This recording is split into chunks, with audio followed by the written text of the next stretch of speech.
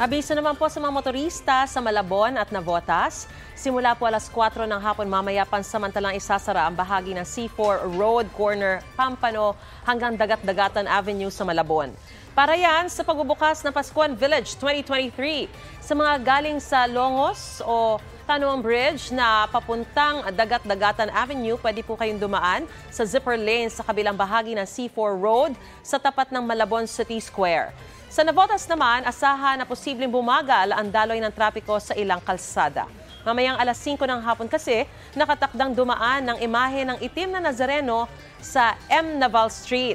Pansamantala itong titigil sa harap ng City Hall para sa pagdarasal bago dumiretso sa the Diocesan Shrine and Parish of San Jose de Navotas.